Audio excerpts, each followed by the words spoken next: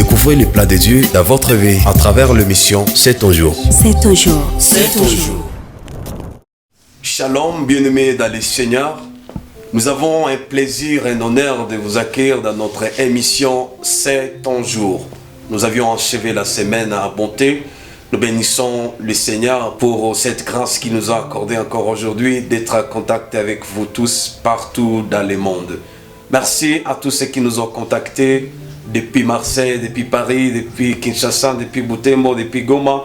Que la grâce du Seigneur vous soit multipliée tous abondamment. Aujourd'hui, nous poursuivons avec notre thème qui parle des ancres des croyants dans la tempête. Les ancres des croyants dans la tempête. C'est un thème que nous avions introduit depuis le début de ce mois de mars. Et aujourd'hui, nous sommes en train de clôturer ce thème, même si c'est un thème qui est tellement vaste. Mais aujourd'hui, nous vous apportons les 3 ancres qui donnent la stabilité à un croyant lorsqu'il y a les moments sombres, lorsqu'il y a les moments de difficultés qui entrent dans sa vie. À l'introduction de notre émission d'aujourd'hui, j'aimerais vous donner l'histoire qui nous a été racontée par l'un des pilotes de Air France. Il nous a dit que il nous a raconté que quelquefois lorsqu'ils sont en train de préparer le voyage, chaque voyage a ses réalités. Il y a des fois où ils peuvent voler en sécurité et atterrir en sécurité.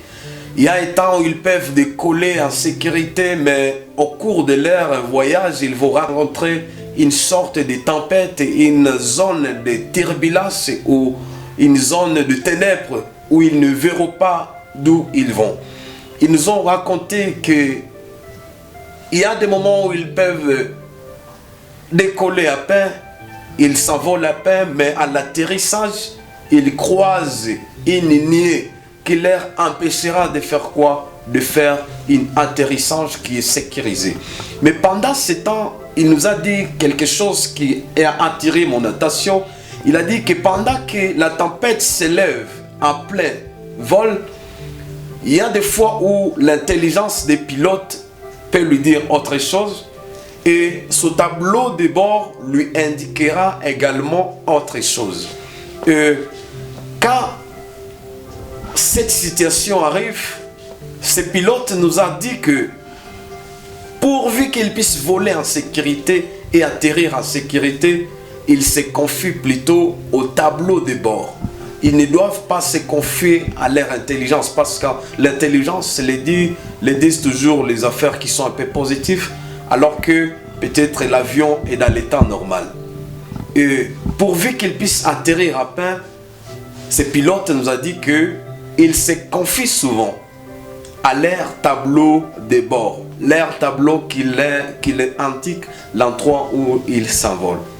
C'est ainsi également dans la vie des croyants. Lorsqu'il y a une tempête qui s'élève dans la vie des croyants, lorsque nous étions en train de parler des vérités qui nous aident à tenir ferme, nous avions dit qu'il y a une sorte de palpitation qui arrive dans le cœur de quoi? Des croyants. Ce pensée pourra lui dire autre chose et la parole de Dieu lui dit autre chose. Ce pensée vont lui dire que tu vas mourir demain. Alors que la parole lui dit de tenir debout, il va arriver à la finalité de quoi? De son épreuve.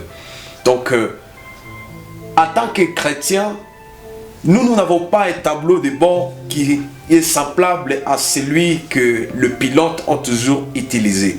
Mais nous avons un tableau de bord qui est la parole de Dieu. C'est de cette parole où nous trouvons la direction. C'est dans cette parole où nous trouvons les instructions claires qui peuvent nous conduire dans tous les moments de notre tempête jusqu'à ce que nous allons atteindre la fin de quoi? De notre tempête ou la fin des épreuves qui nous arrivent dans notre vie. Alléluia. Ça veut dire que la première ancre qui stabilise un croyant dans la tempête, c'est la parole de qui? La parole de Dieu. Cette parole que nous recevons chaque jour dans nos églises, cette parole que nous méditons chaque fois, elle est l'ancre la plus sûre qui nous stabilise lorsque la tempête s'élève dans notre vie. Lorsqu'il y a les moments sombres qui entrent, David pouvait dire que ta parole est une lampe à mes pieds, une lumière pour tous mes sentiers. C'est ainsi également dans la vie des croyants. Lorsqu'il y a les moments sombres qui entrent, la parole de Dieu reste un élément fiable pourvu que nous puissions atteindre notre destinée. Jésus-Christ, dans son sermon de Matthieu 7, en 24e verset, je vais lire ces passages avec vous. Il a prêché un élément le plus important que nous voulons partager dans ce premier point, dans ce premier acte. Il a dit ce qui suit. C'est pourquoi quiconque entend ces paroles que j'ai dit et le met en pratique sera semblable à un homme prudent qui a bâti sa maison sur les rocs. La pluie est tombée sur les torrents sont venus, les vents ont soufflé, se sont jetés contre cette maison, elle n'a point tombé parce qu'elle était fondée sur les rocs. Mais quiconque attend ces paroles que j'ai dit et ne le met pas en pratique est semblable à un homme insensé qui a bâti sa maison sur les sables. Et la pluie est tombée, les torrents sont venus, les vents ont soufflé et ont bâti cette maison. Elle est tombée et sa ruine était grande. Parole du Seigneur. Jésus-Christ, dans ces passages, nous donne l'élément la plus importante de cette parole, qui est la mise en pratique de cette parole. Il ne suffit pas d'écouter la parole de Dieu. Il ne suffit pas d'écouter seulement cette parole. Il suffit plutôt de l'appliquer. Lorsque nous appliquons cette parole dans notre vie, la parole que nous recevons chaque jour dans nos églises, dans nos méditations, nous serons semblables à un homme prudent que Jésus-Christ qualifie d'un homme prudent qui a construit sa maison sur les rocs. Et lorsque les torrents, lorsque le vent, lorsqu'il y a les tourbillons qui s'est levé, cette maison ne s'est pas écroulée parce que c'est une maison qui était bâtie. Sur quoi? Sur le roc. Une maison qui avait un fondement qui était solide. Ça veut dire que c'est lui qui bâtit sa foi sur la parole de Dieu. C'est un homme qui est prudent. Toutes sortes de tempêtes, de difficultés peuvent s'élever dans sa vie. Il ne peut jamais abandonner sa foi. Il ne peut rien abandonner parce que sa foi est construite sur une base qui est solide. Mais quiconque ne pratique pas cette parole est semblable à un homme insensé, un homme fou, un homme qui n'a pas de sens, qui bâtit sa maison sur les sables. La Bible dit que lorsque les torrents se sont levés sur cette maison s'était écroulée parce qu'il n'avait pas de fondement qui était solide. C'est ainsi, chers bien-aimés dans le Seigneur, pour être stable dans notre vie, dans notre tempête, il est important d'avoir cette parole dans notre vie. Et lorsque nous parlons de la parole, nous parlons de Jésus-Christ qui est cette parole, celui qui est cette parole, celui qui s'est déclaré dans Jean 1 que au commencement était la parole et la parole était avec Dieu et la parole était Dieu. Cette parole c'est Dieu. Ça veut dire que quiconque met toute sa confiance dans Dieu, c'est quelqu'un qui ne peut jamais faillir malgré les tempêtes qui peuvent se lever dans toute sa vie. Nous avons l'exemple de Josaphat. Pendant qu'on l'a annoncé qu'il y a une guerre qui va s'élever contre lui, il a mis toute sa confiance dans le nom de l'Éternel. Il s'est tourné vers le Seigneur. Il ne s'est pas tourné vers le monde, mais il s'est tourné vers le Seigneur et le Seigneur lui a sauvé. Quelqu'un qui met toute sa confiance en Dieu, c'est quelqu'un qui se tourne toujours en premier lieu devant Dieu lorsqu'il y a une tempête qui s'élève et Dieu lui apporte toujours la solution. Il a apporté la solution à Josaphat pendant qu'il s'est tourné vers lui et Dieu a pris les combats qui étaient de Josaphat. Nous avons l'exemple de Meshach, Shadrach et Abednego pendant qu'ils se trouvaient devant un grand défi où on les a exigés de s'agenouiller devant un statue alors qu'ils étaient fidèles à Dieu. Ils ont dit que, roi, nous ne pouvons pas adorer tes dieux. Parce que nous avons un Dieu fidèle qui a la possibilité de nous libérer de tes mains, qui a la possibilité de nous libérer même de la fournaise ardente. À cause de mettre leur confiance à Dieu, Dieu les a sauvés de cette fournaise ardente. Nous avons la personne de Job, l'homme qui était fidèle à Dieu. Il a tout traversé, il a été abandonné, mais il a gardé sa foi en Jésus-Christ. Il a gardé toute sa confiance à Dieu. Et Dieu lui a secouru pendant ces moments de tempête, jusqu'à ce qu'il a réussi le double de ce qu'il avait après la finalité de ces tempêtes. Ça veut dire que la première ancre qui nous donne la stabilité dans la tempête, c'est la parole de Dieu. Et cette parole de Dieu, c'est Dieu lui-même. Quand la tempête s'élève dans notre vie, il est important à chaque fois de se tourner vers Dieu, car de lui, nous avons la solution. La deuxième ancre, ou le deuxième élément qui nous donne la stabilité dans les moments difficiles, dans les épreuves, dans les difficultés, c'est le souvenir des hauts fins de l'Éternel. Alléluia. Lorsque tu as un souvenir des œuvres que le Seigneur a fait auparavant, le merveille, le miracle, le prodige qu'il a opéré, cela nous donne la stabilité lorsque la tempête s'élève dans notre vie. Dans certaines situations qui nous arrivent, il est toujours important de jeter un coup d'œil vers ce que le Seigneur a fait auparavant. Par exemple, lorsqu'il y a une maladie qui peut toutefois t'arriver, souviens-toi de cette maman, cette mère qui avait un problème, qui avait la perte du sang pendant 12 ans, qui a été guéri par le Seigneur. Si le Seigneur lui a guéri, crois-tu qu'il ne va pas te guérir également? Lorsque tu as une maladie qui dure, qui persiste dans votre vie, souviens-toi de cet homme qui était sur la piscine de Bethesda pendant 38 ans. Il a passé un moment, 38 ans de maladie, mais il a reçu un miracle de Dieu. Jésus-Christ lui a guéri, lui a donné la guérison.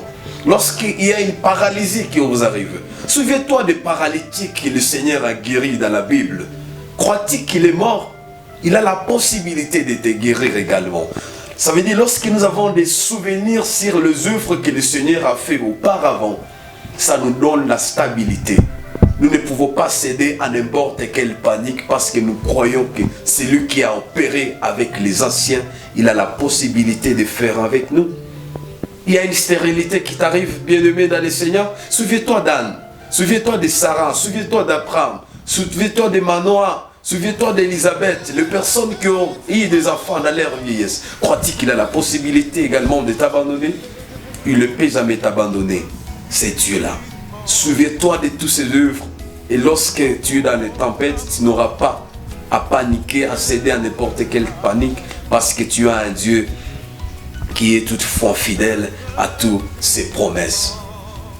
La troisième ancre et la dernière que nous devons savoir lorsque nous traversons des moments difficiles, ce sont les promesses de Dieu. Alléluia. Les promesses de Dieu nous donnent la stabilité lorsqu'il y a une tempête qui s'élève dans notre vie, lorsqu'il y a les moments difficiles qui entrent dans notre vie. Les promesses de Dieu sont oui et sont amen. Dieu n'a jamais promis à ses enfants ce qu'il ne va pas accomplir. Tout ce qu'il a promis à ses enfants, il l'accomplit certainement. C'est lui qui a dit qu'il ne nous délaissera pas.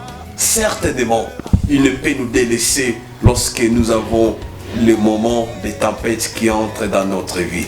Ça veut dire que lorsque tu connais les promesses que Dieu nous a promis, tu seras stable malgré les tempêtes qui pourra toutefois s'élever dans votre vie. Parce que les promesses de Dieu sont oui, elles sont amen. Elles s'accomplissent certainement. Elles s'accomplissent toujours dans notre vie.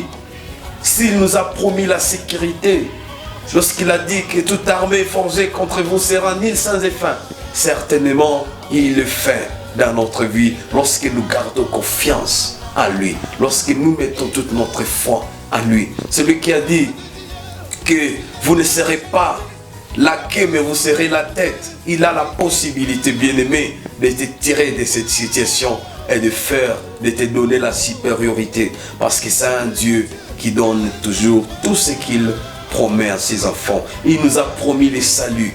Bien-aimé dans le Seigneur, il accomplit toujours dans notre vie. Il nous a promis la vie éternelle. Il ne va pas nous abandonner. Il accomplira toujours cette promesse. Il nous a promis sa présence.